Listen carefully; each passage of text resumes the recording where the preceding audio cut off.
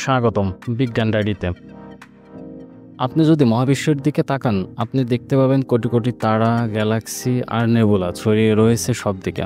কিন্তু কল্পনা করুন তো, এমন একটি জায়গা যেখানে প্রায় কিছুই নেই, না কোনো তারা, না কোনো গ্যালাক্সি, না কোনো আলো। এই ভয়ঙ্করটির ফাঁকা স্থানটির নাম হচ্ছে বোটেস্ক ভয়েড।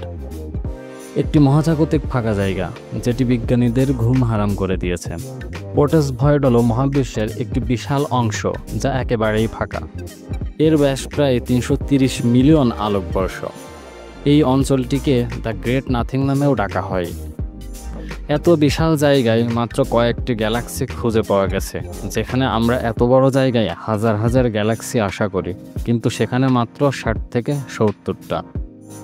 1881 সালে রবার্ট কৃষ্ণার ও তার সহকর্মীরা এটি আবিষ্কার করেন।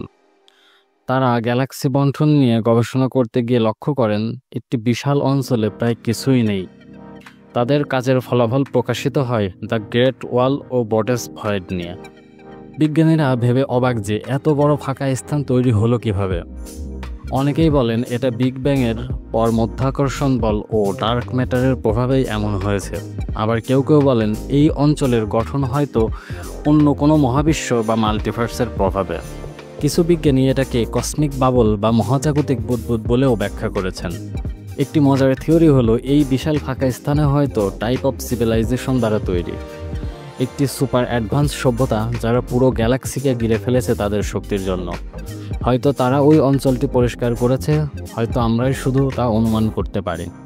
বোটেস্ক ভয়েড আমাদের শেখায় মহাবিশ্বে শুধু তারকা ও আলোয় ভরা নয়, এর মাঝে এমন রহস্যময় শূন্যতা আছে যা আমাদের কল্পনাকেও হার মানায়।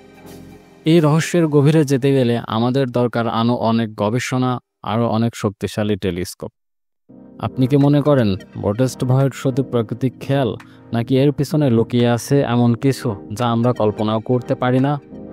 কমেন্টে জানাতে ভুলবেন না। আর ভিডিওটি ভালো লাগলে লাইক, শেয়ার আর সাবস্ক্রাইব করতেও ভুলবেন না।